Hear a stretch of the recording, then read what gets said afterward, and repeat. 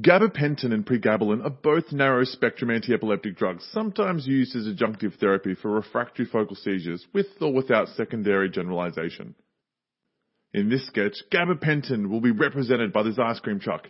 Gabapentin, pregabalin, grab a pint, or two. Now don't let its name fool you, however. Gabapentin and pregabalin may sound like GABA, and even looks like GABA, but they sure don't act like GABA. It turns out that gabapentin and pregabalin bind avidly to voltage-gated calcium channels, which may inhibit inward calcium currents and attenuate neurotransmitter release. Just think of this freezer door here, usually open and activated, serving you that 1950s classic, Kelsey Yum ice cream. Well, now this door is bound shut, to preserve that frosty freshness. So, yeah, gabapentin and pregabalin are more commonly seen used to treat neuropathic pain than for seizure management.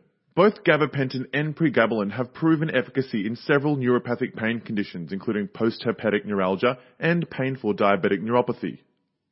Look for a chronically frayed wire, like this one leading up to the machine, whenever we talk about the treatment of chronic or neuropathic pain. And that Diasweeties machine, of course, highlights diabetic neuropathy specifically.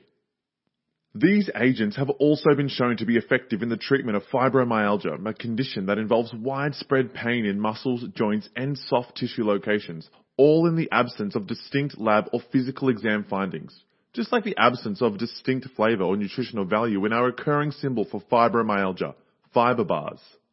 Or if I did that in an American accent, fibre bars. At Sketchy, the varicella zoster virus, or VZV, is represented by Zeus, the god of thunder, and that electrifying neuropathic pain. Most cases of acute herpes zoster are self-limited, although the pain can cause significant suffering, particularly in older adults. After the rash has subsided, post-herpetic neuralgia can persist, consisting of pain that is burning, sharp, or stabbing, and it can be constant or intermittent.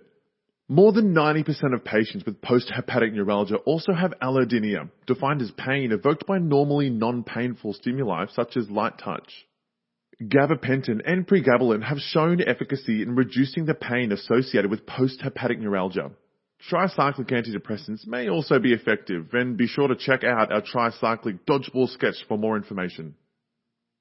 A couple of side effects to mention. Gabapentin and pregabalin can cause dose-dependent dizziness, sedation, and, as this unsteady and excessively tall ice cream cone illustrates, ataxia. Keep in mind that these toxic side effects are more common in older patients, putting them at an increased risk for falls. Consider starting with lower initial doses or slower dose escalation to improve tolerability in elderly or frail patients. I think the ice cream truck driver has had enough of my indecisiveness. Always way too many options. Might just stick to vanilla. How vanilla? Make sure you check out our other sketches in our mood stabilizers and anti-epileptic drugs chapter. Until next time.